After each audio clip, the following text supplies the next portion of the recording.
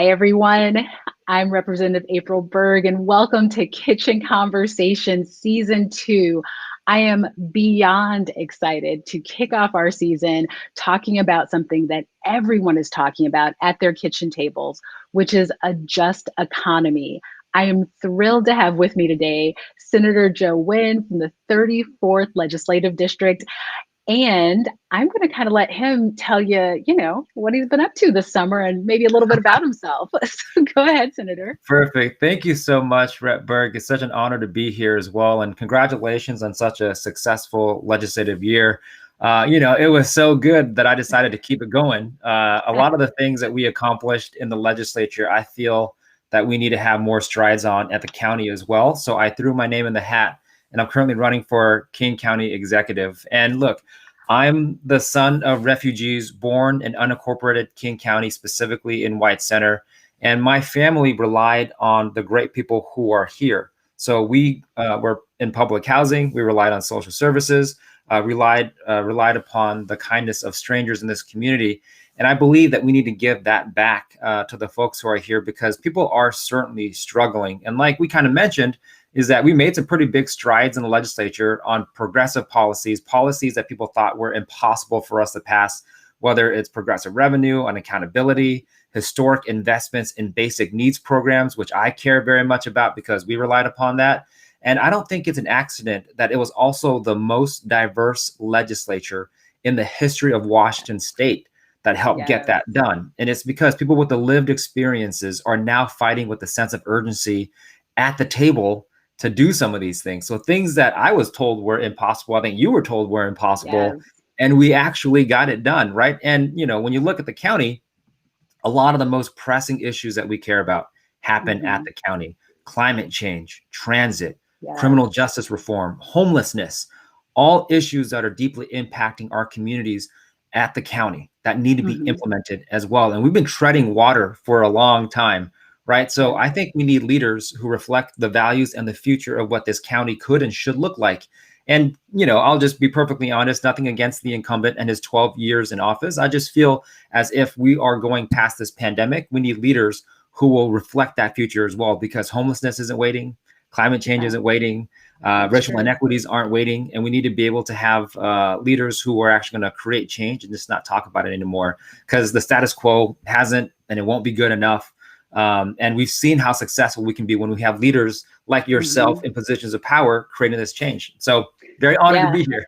No, thank you for that. And you hit on so many things. And I think a lot of it is that lived experience, and your lived experience has always been a powerful kind of true north for me, right? So you've really lived it. You've lived what it's like to need a more just economy and need more help at the kitchen table, right? For you and your family. And now as a legislator, you were able to make those changes. And I will completely co-sign on the whole, you can't do this or you can't do that when you get to the legislature.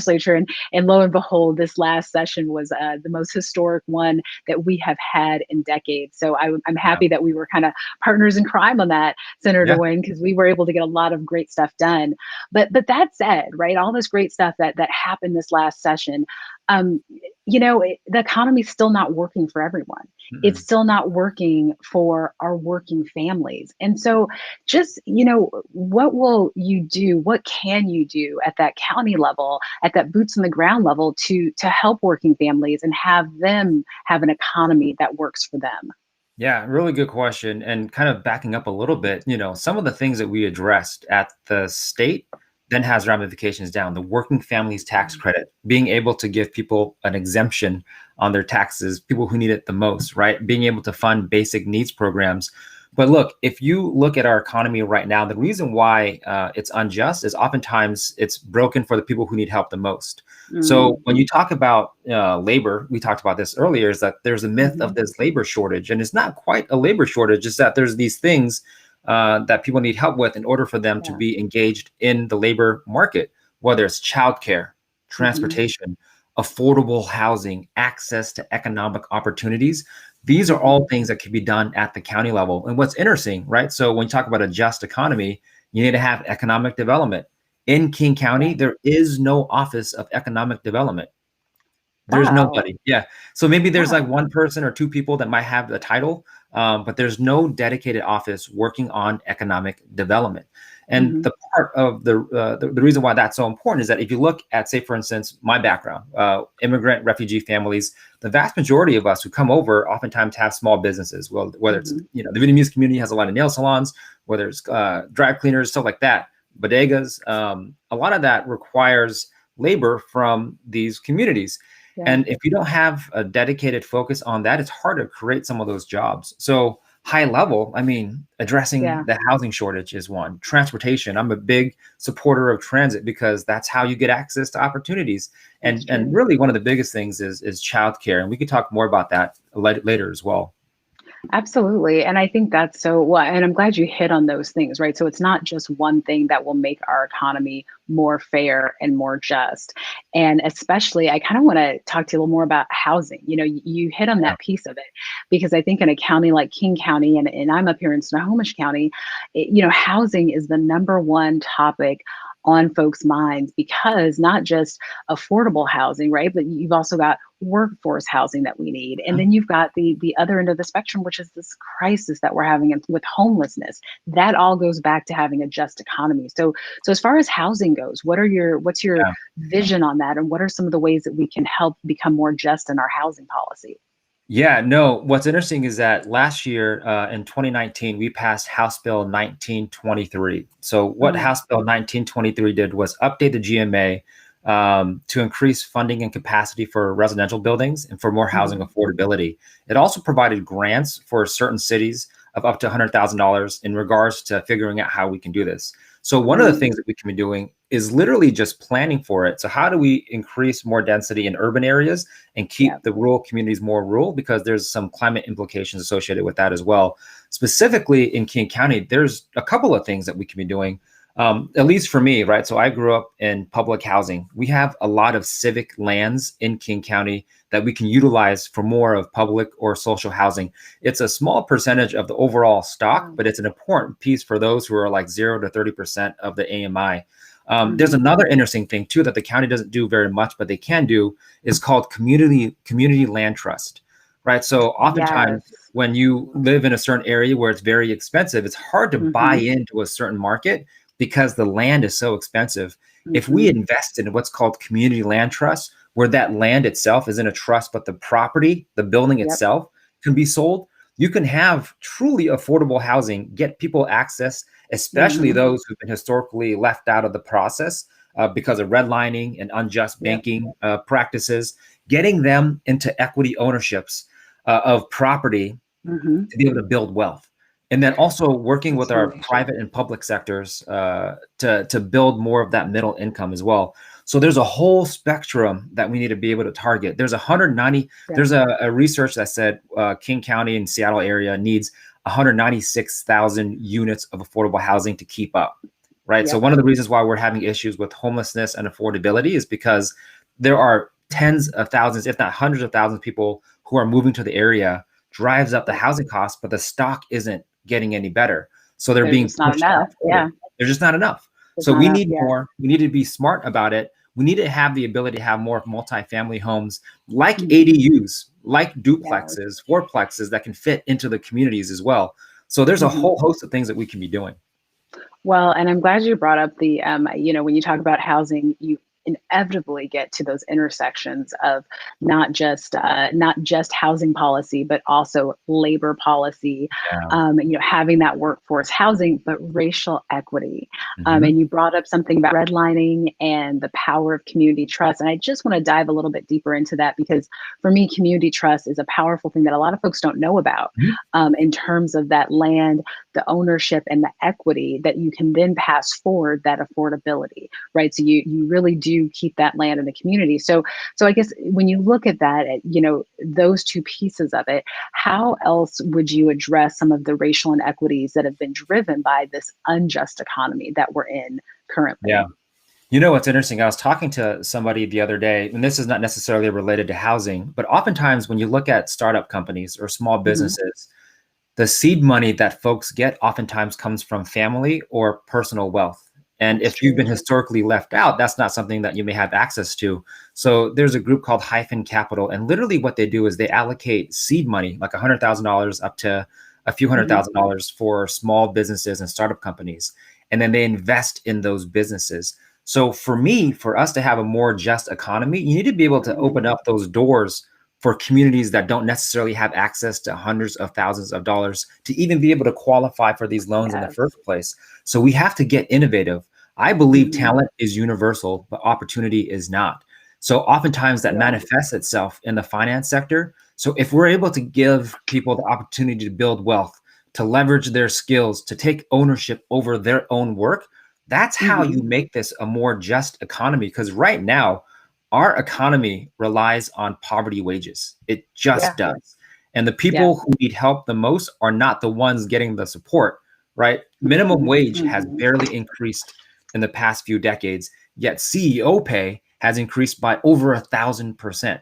So how do we build more of this wealth for the workers who are actually doing it themselves? And it's being able to be innovative to get them in the door. Yeah.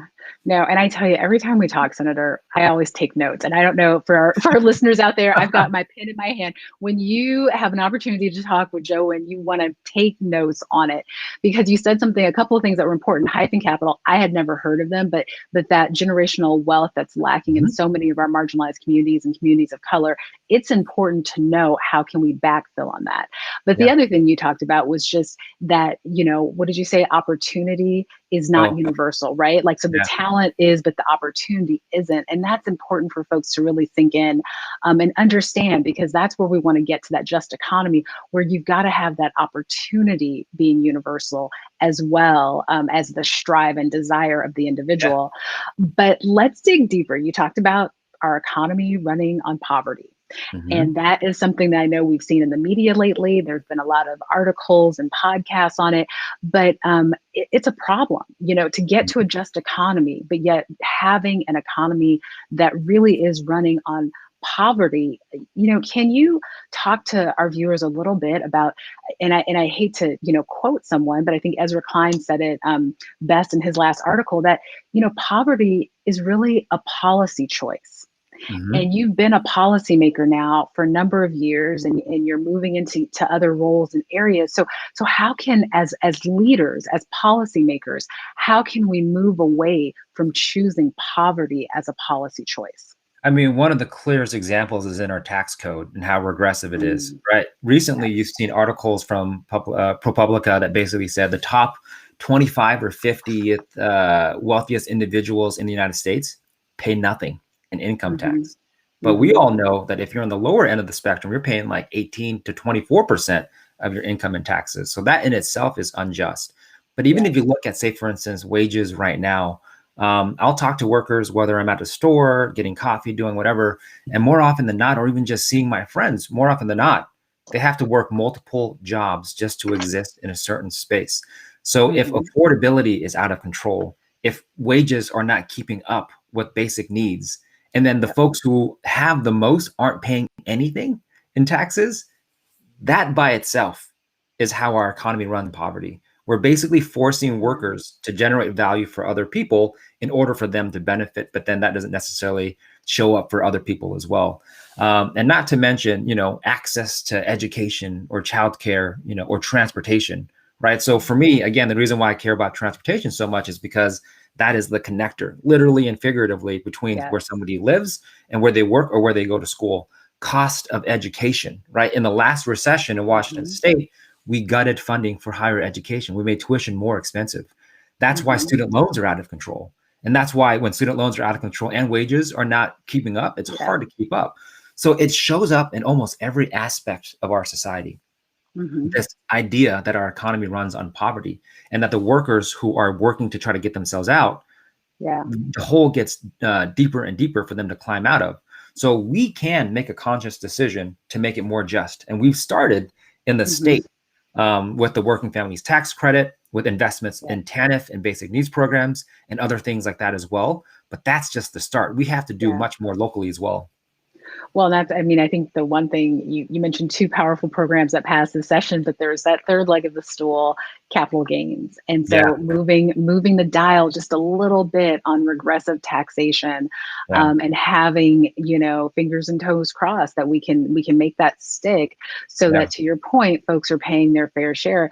And I think just to kind of double back, you talked at the beginning of this time a little bit about that myth of the labor shortage, right?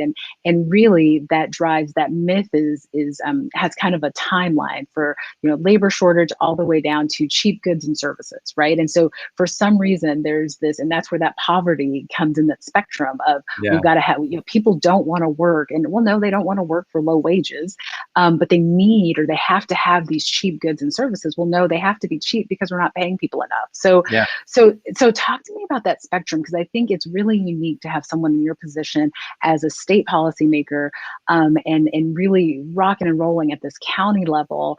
How do we change that spectrum from having folks being able to work and also be able to afford goods and services in their community to help them yeah. at their kitchen table? Well, when you invest money in your community and that cycle stays there, that's how you build wealth for everybody else as well. Hmm. What's interesting is I support a universal basic income, and I support a 4-day work week. Obviously, not everybody, it works for everybody, but some of the Hmm. reasons why I do that is because I feel that we have to make life just a little bit easier, right? Yeah. Just a little bit easier for folks to be able to engage in our communities, whether it's childcare, transportation, affordable housing. And this is Hmm. not, necessarily the only example, but my wife, we have 3 kids and she's at home taking care of our kids right now. But we did the Hmm. math on it. So Yeah. we look at Yeah. how much it would cost for childcare for 3 kids. And then as an educator, she was an elementary school Wow. teacher.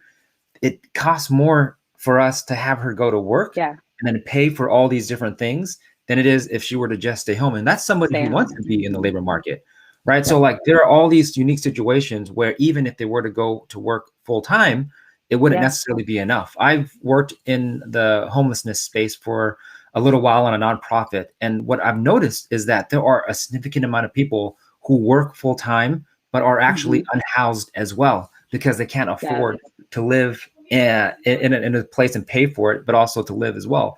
So for me, that's the labor shortage, right? That's the myth of the Hmm. labor shortage, is that we have people who want to work, but it's Hmm. untenable for a variety of reasons. But if we can make it just a little bit easier, I think Yes. that can change drastically as well. Well, I'm glad you brought up that piece about your wife and education. I know as a school board director, we are looking at severe shortages with not just teachers but also substitutes and paraeducators. And you brought up a good point where it's not worth it if you are going to literally have to pay out of pocket to have the privilege to work. And so thank you for kind of busting that myth of people just don't want to. No, people want to, but it has to financially be beneficial, but also having that work-life balance. And so I feel like a whole nother topic of conversation, Oh another yeah, show on the universal basic income. in the I feel future of like, work.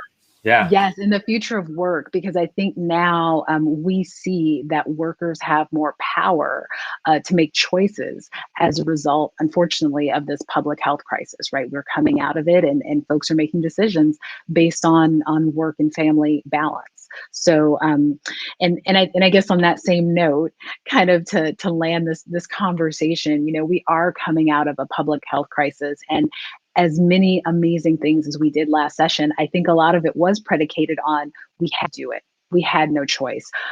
We were at a place in our society, in our state, where we had to do big things for people to help them in their with housing, with their workspace, with childcare, et cetera.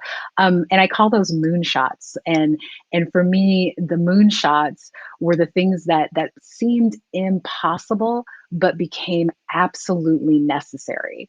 So my ending question is going to be, Senator Nguyen, what would your moonshot be for right now to have a more just economy? I think there's a couple things, but the main one for me, sorry, you can hear my kids in the No, background as that's well. great. I love But it. the main one, and that kind of segues perfect. Childcare. Yeah. Childcare is something that I think we can do in King County and in Washington State and have universal childcare. And it's more realistic than people think because we were able to pass the Fair Starts for Kids because Seattle is doing some things as well, because King County is also making some investments, I think universal access to childcare is a realistic moonshot that people thought was impossible before, but I think is realistic now. And when you look at the pandemic and seeing who was the most impacted by it, it generally speaking was those who were the primary care providers for their homes, so disproportionately women, right? So in terms of a just economy, being able to have childcare means we can have more people accessing the labor market, but also it makes life a little bit, I mean, or a lot. I mean, I pay childcare costs right now for our kids, and that's significant. So I think if we're able to have more affordable and universal childcare, that's that one moonshot idea that I think frees up a lot of different things as well. I love that. And I 100% agree. I think that when we talk about childcare, even talking with our small business owners who are unable to really reopen until our schools were reopened, right? Because all of it hinged on who was going to take care of the kids. So thank you for that moonshot, because I think everybody's out there knowing that it seemed impossible, but now we know it's absolutely necessary to have a stronger, more just economy. So, well, thank you for your time. This time seems to fly when we talk, especially when we're talking about economics, taxation, labor. And again, I'm gonna kind of hold you to it. I want to have you back to talk about universal basic income, because I think it's a conversation that more people are not only wanting to hear, but they're understanding. They're seeing the need for it, and now we've got the studies to prove that it might be a direction that we need to look at going. So thank you for your time. Thank you so much for coming on Kitchen Conversations and coming into my virtual kitchen today. And thank you to the viewers at home to joining us for a second season of these awesome conversations with thought leaders, community leaders, legislative leaders about kitchen table issues. Next week, we will have educator and just amazing human being, Erin Jones, on to talk about education. And I know she's going to probably have some idea for some moonshots in that area. So have a great week, everyone, and stay safe. Thanks.